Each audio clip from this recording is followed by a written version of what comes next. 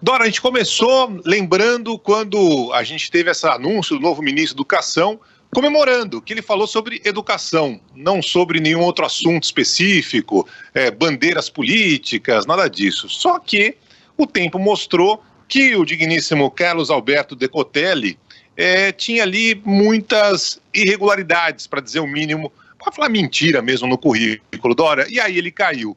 O que se esperar do novo ministro? Dora, bom dia para você. Bom dia, Barão, bom dia, Carla, bom dia, ouvintes e espectadores.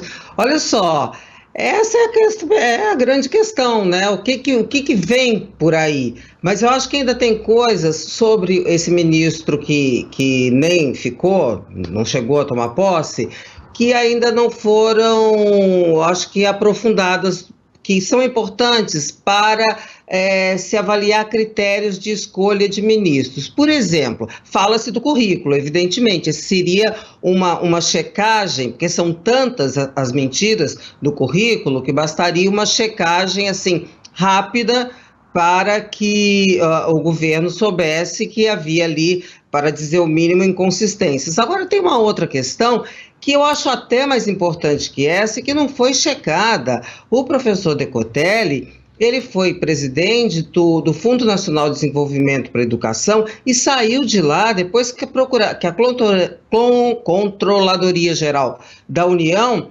achou fraude num edital que para a compra de 1.300.000 laptops para escolas, e essas seriam esses 1.300.000 laptops ao valor de cerca de 3 bilhões, seriam destinados a 350 alunos. Quer dizer, cada aluno receberia muito mais que um laptop. Então, esse tipo de questão, quer dizer, ele sai por causa de um edital onde se detecta fraude, e isso não é levado em conta para a escolha. Eu acho super grave.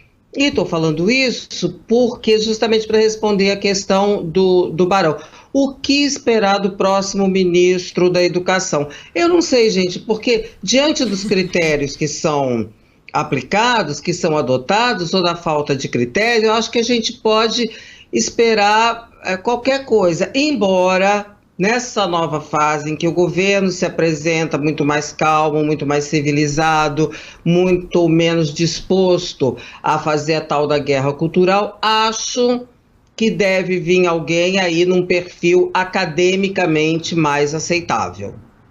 Dora, quem diria... Tomara que um currículo que seja decente, viu? Que seja verdadeiro, viu, Carla? Quem diria que Taisho Breve seria superado em tão pouco tempo, né? Perdeu o título para Decotelli. Ô Dora, mudando um pouco de assunto agora, vamos falar sobre as eleições, né? As eleições devem ser adiadas, a gente já tem a votação acontecendo, as discussões acontecendo, e a gente deve ter um consenso agora se aproximando?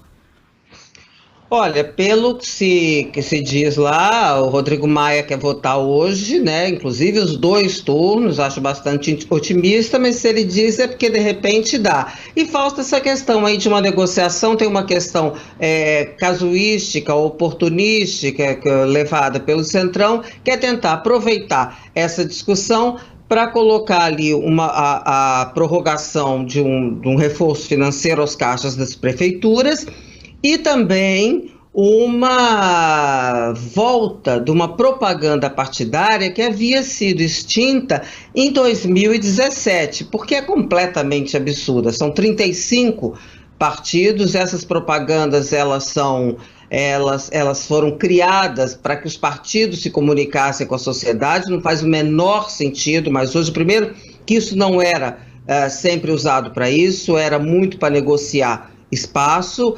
E também, hoje, há várias formas dos partidos, se quiserem se comunicarem com a sociedade, e eu não vejo menor disposição, não vejo nenhum partido se comunicando com a sociedade. Há diversas formas que não essa da televisão, mas, de qualquer maneira, acho bastante positivo um aspecto. Eu tenho certeza que vai ser aprovado, né, porque a maioria é a favor e a lógica também aconselha a que as eleições sejam adiadas, não que a gente possa prever que a pandemia estará solucionada até lá, mas pelo menos para dar tempo de que a Justiça Eleitoral organize uma eleição que é diferente, complicada, enfim, tem vários aspectos que precisam de logísticos que precisam ser pensados. E qual é esse aspecto positivo? É que nessa discussão não houve espaço para se abrir o debate sobre a prorrogação dos mandatos, porque muita gente ali, inclusive dessas que estão agora criando essa dificuldade, querendo que fossem prorrogadas, as eleições ficassem para 22, com aquela conversa de que é melhor fazer eleição unificada, eleição geral, e com isso os prefeitos teriam mais 2 anos de mandato, e não houve espaço para essa discussão. Acho o que eu chamaria, usando um chavão, de vitória da democracia. Pois é, Dora, isso seria até difícil começar a pensar de onde se parte uma discussão como essa, né, de extensão de mandato. Isso é muito mais complicado do que adiar as eleições. Quem que bate o martelo no fim das contas? Quem que tem que falar, é assim que vai funcionar? É o próprio Congresso, Dora? É o Congresso, sei lá, de repente pode haver algum recurso, mas eu acho que não, é o Congresso que vai bater o martelo e a Câmara, né, porque o Senado votou com facilidade isso, e isso vai ser decidido pelo Congresso. Mas eu queria acrescentar uma coisa, que a Carla me chamou a atenção. É difícil saber de onde vem. Carla, vem do oportunismo das pessoas, vem de um passado que a gente não pode esquecer. As eleições municipais no Brasil já foram adiadas por 2 vezes, uma delas, inclusive, já nos estertores do regime militar. Em 82, a eleição de 80, ela foi adiada para 82, os eleitos em 76 ficaram até 82, e as eleições que seriam em 86 foram adiadas para 88. Tudo baseado em pretexto, tá? Vou chamar de casuísmo, mas eu vou chamar aqui de pretexto. E o que é a diferença? Naquela época também foram emendas constitucionais, mas passaram com facilidade. A diferença é que agora isso não passa, porque houve um avanço. Porque a sociedade não aceita, porque a maioria do Congresso não aceita, porque a Justiça não aceita. Eu acho esse é o dado, para mim, mais relevante dessa história toda, dessa discussão do adiamento sem prorrogação. Sabe que nesse sentido, fortalecimento da comunicação, até por meio das redes sociais, nisso a gente tem que se render também. As pessoas ficam sabendo das discussões importantes, né? Elas conseguem criar as próprias opiniões, mas elas estão em alerta, muito mais do que antigamente, muito mais do que nesse período em que a comunicação era mais complicada, né, Dora? Inclusive por ser controlada, né? Já que a gente está falando aí, né, no finalzinho dos anos 70, começo dos anos 80, convenhamos que a comunicação era muito mais difícil. Pois é, era difícil, Dora, e por vezes, como você disse, interditada. Fala, Barão. Não, para finalizar, Dora, o presidente Jair Bolsonaro acabou prorrogando o auxílio emergencial, muita gente com dificuldade. Ontem saíram os números fechados da economia, especificamente do desemprego, né? Infelizmente crescendo. Enfim, Dora, como é que você viu esse anúncio? Já era algo esperado? Era algo esperado e algo indispensável, né? Agora tem uma discussão aí na política se o presidente Jair Bolsonaro vai se valer eleitoralmente, política e eleitoralmente, dessa prorrogação. É uma coisa para a gente ver adiante. Não dava para interditar ser contra a prorrogação desse aumento, porque agora é uma questão de necessidade. Eu, particularmente, acho que ele não se beneficia. Muita gente faz aí uma comparação com Bolsa Família e tal. Situações são completamente diferentes, né? Primeiro, o governo não tem dinheiro para aguentar esse fôlego desses R$600 até a eleição de 22. Segundo, falta base social e partidária, o presidente Jair Bolsonaro, que sobrava com Lula. Então tem várias diferenças, mas eu acho que no chip político do governo está aí a tentativa de conquista de um eleitorado que até então não era favorável ao Bolsonaro, o eleitorado mais pobre.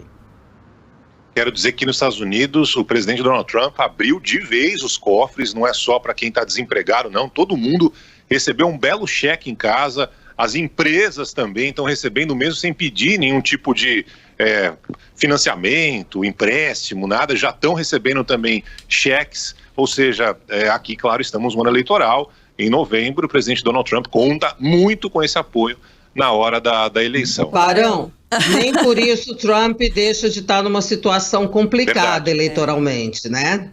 Eu queria só acrescentar aqui e puxar para um próximo papo que a gente vai ter as discussões a respeito do Renda Brasil, se o Renda Brasil pode substituir, né, o Bolsa Família eventualmente, e também queria falar com a Dora, mas aí vai ficar para o próximo papo, sobre a surpresa do ministro Paulo Guedes com a quantidade de invisíveis no Brasil. Tem muito pobre no Brasil, ministro, parece que ele não sabia, né, Dora? Mas vamos deixar esse papo para mais para frente, não é?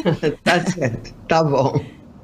Um beijo, Dora. Até semana que vem. Até semana que vem, não. Até sexta-feira. Quinta-feira, né? Até sexta-feira. Tô me acostumando com as datas e horários. Um beijo, Dora. Valeu. Beijo.